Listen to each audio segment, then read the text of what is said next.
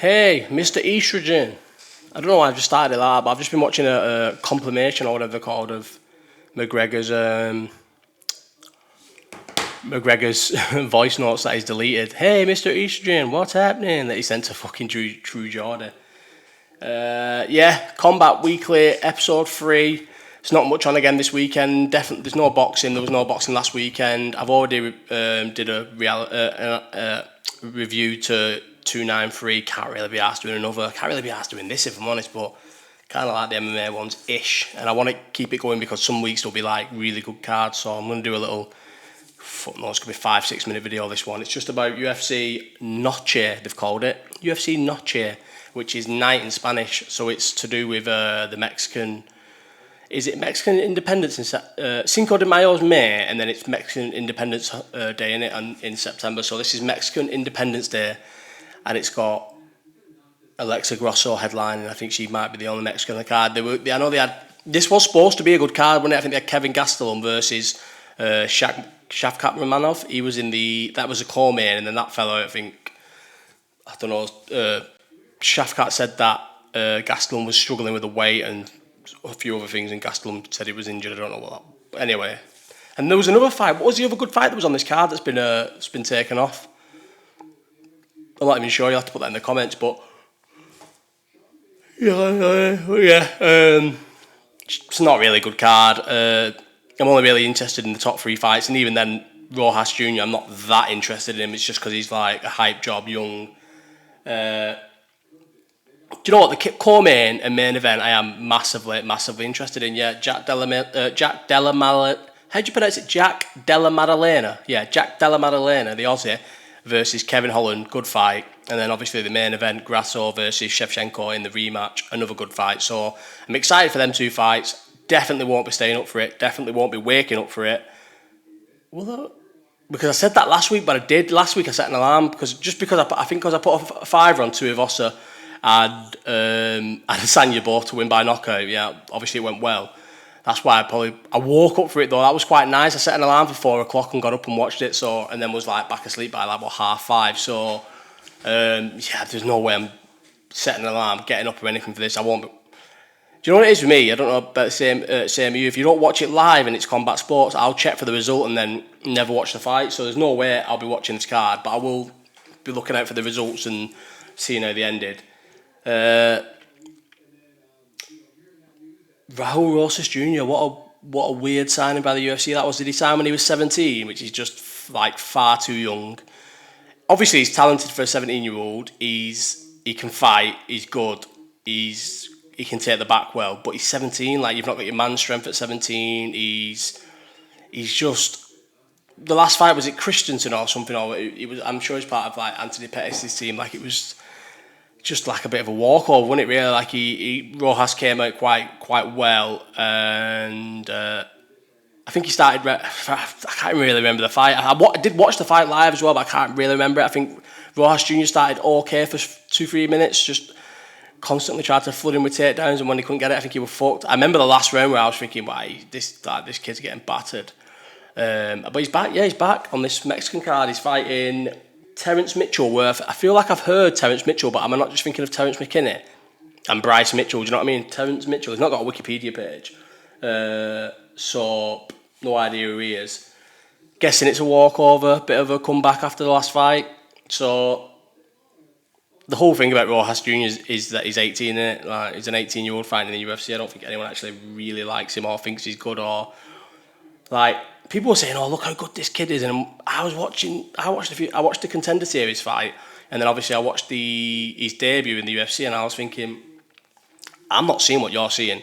Like, obviously he's good for an 18-year-old, but he's not good for a man, and it proved the first time he fought someone good, he lost. But I assume he's going to beat Terence Mitchell because I don't even know who Terence Mitchell is.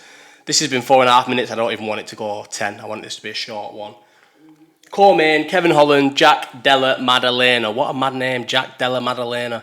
I don't know who's going to win this, you know. If you'd have asked me before Jack's last fight, I'd have probably said Jack would have won because I'm not high on Kevin Holland at all. I've seen Kevin. I know he was a proper COVID star when he fought. Did he fight 5 times on Fight Island and And in the Apex during COVID, in the space of like 10 months or whatever it was, like 16, 17 months, I can't remember how much it was, but he fought like 5 times. And he was like a breakout COVID star, but is he really that good? I watched him. I remember I don't know if it was his UFC debut, but it was a fight where he got like quite highlighted on the card. It must have been a fight night. And he was fighting Thiago Santos, and he got fucking dominated like quick. Not quick, sorry. I think the fight definitely went the full distance, but he got like battered on the ground. He was talking. I remember he was talking to Dana White from the bottom, but he literally offered nothing. And I've never really thought he was up to much since then. Obviously, he got ran over by Hamzat, but anyone can get ran over by Hamzat. The Wonder Boy fight were like, I feel like if you're any good, you'll beat Kevin Holland. I know that sounds ridiculous because like Michael Chiesa just lost to him, but Chiesa is old and hadn't fought in 2 years. And look at the people who beat. I know he just beat Ponzinibbio, but again, Ponzinibbio inactive. Best wins probably Mike Perry, who's really bad. I don't rate Kevin Holland at all. I think he's one of them UFC fighters who's managed to market himself in a way where people want to watch him, but he's not actually that good. I don't think he's even ranked. Is he even ranked in the top 15? I know he has obviously been ranked in the top 15 in his UFC career, but I don't think he's ranked in the top 15 at the minute. And then Jack Della Maddalena. Should we just call him Jack, right? So then Jack, I was quite high on Jack until his last fight. I know he cut weight and then the fight fell out and then he got a fight the week after this. So he was supposed to fight on what card was that? UFC Fight Week with Volkanovski. His opponent fell out. They've replaced him with another opponent who then they found something on his brain. Was it his brain? I think it was his brain. So he fell out. So he'd cut weight and everything. And then they put him on the Apex card the week after and he looked awful. But I do think his opponent could fight. I think it was I can't remember what his name was, D'Souza or something like that, or that's just me throwing out a random Brazilian name. But the person who he fought could fight and he went the distance. And to be honest, a lot of people thought Jack lost. I haven't watched the full fight. I watched the highlights in the gym when I was running on the treadmill, so I don't know if he won or he lost. But yeah, I would probably go... I'm going to go Jack Della... Am I? I don't know who's going to win that fight. That's probably the only reason why it's like slightly intriguing is because they're both quite bad and it'll be like quite a bad fight, quite a good fight between two bad people. Like, don't expect any of them to do anything in terms of like fight for a title or anything at the weight division, but like it's a decent fight. I think Jack will win, but yeah, decent fight. And then the main event, Grosso versus Shevchenko, that's a good fight. The first one, obviously everyone, including me, just thought Shevchenko was just going to run over her. And she was doing, but she wasn't running over, but she was winning quite handily, which until about like the first 2 rounds she won easily. Did she get stopped in the 3rd or 4th round? I'm not sure, and I haven't. Hang on, if I click on Shevchenko, it'll tell me now, won't it? I feel like it was the 4th. I didn't know she'd boxed. I didn't know that Shevchenko had boxed. She's got a professional boxing record, 2-0 as a boxer. Okay. Mixed martial arts record. It was the 4th round, yeah. So the 4th round, so she won the first 3, didn't she? And Grosso was looking tired, and then she made a bad mistake. And was it Grosso took her back? Yeah, face crank. Submission from a face crank. Yeah, she made a mistake, and Grosso took her back and subbed her. I expect this to go the same way as Nunes-Pena rematch. I think Valentino will probably just wrestle her to death and win a 5-round boring decision. What a division, though. Is it women's flyweight? Are they flyweights? Yeah, they are, aren't they? Flyweights. What a division flyweights ended up being. I know Rose has just left and moved up, Rose has just joined it. Sorry, ignore me. Rose has just joined it. You've got Grosso, Shevchenko, Erin Blanchfield, Thiago Santos, not Thiago Santos, Talia Santos, the one who's just lost to Blanchfield. You've got, who's just beat Jessica Andrade. See this. Why do I not check these things? But flyweight's good, isn't it? Flyweight's probably, to me. Would you say flyweight's the best women's division? Nah, 115 is the best women's division with Weili, Zhang, and everyone. But flyweight's a good women's division. But so if Grosso wins, you've got a lot of options there because obviously Valentina Shevchenko's like sort of like lapped the division, hasn't she? She's sort of beat everybody.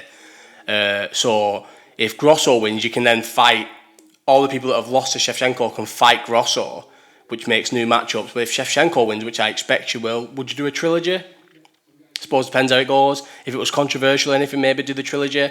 I think Shevchenko. Why would Shevchenko not want to move up and fight for the vacant title? Maybe the UFC. Yeah, that's why because they've not announced that vacant title fight, have they? Everyone's thinking it's going to be Pena versus Raquel Pennington, but they've not announced it. So I think they might be waiting for the outcome of this fight, the Grosso Shevchenko fight, to see what Shevchenko's going to do. Because if Shevchenko moves up to 135, surely she, off the back of a Grosso win and retaining a belt, surely she's guaranteed a title fight. And I think she'd fucking wipe the floor with Pena and Raquel Pennington. So maybe that's what the UFC are waiting for. Maybe they're waiting for this to happen before, because then again, the UFC only really book title fights when they need them. Like, they'll always book title fights, they'll keep the titles in rotation, but if they're desperate, they'll book them. So, like, they haven't really needed it, have they? Because November, they've got MSG, John Jones is the sort of one. He's like a bit like Conor McGregor, where you don't need to put big fights on an undercard of John Jones, because John Jones is himself the seller, and he doesn't want to share revenue from that card with another title holder who then gets pay-per-view points.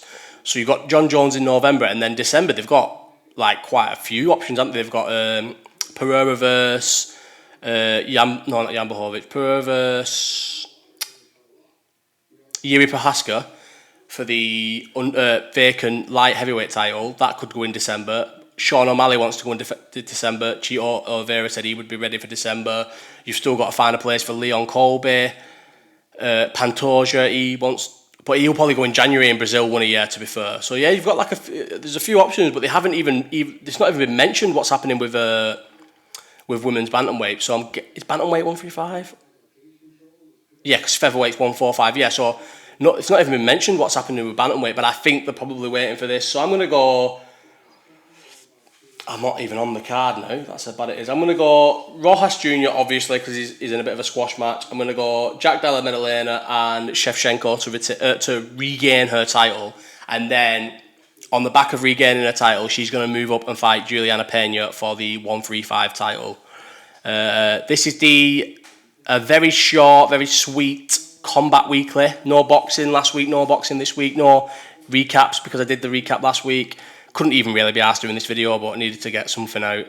Live chats come in Sunday about any time between 7 and 8 o'clock. And then there's going to be a bonus live chat on Wednesday from the Airport Lounge. And then potentially a watch along for the Liverpool game somewhere in Lask or whatever it's called, wherever I'm going, watching Liverpool without a ticket because I'm fucking banned.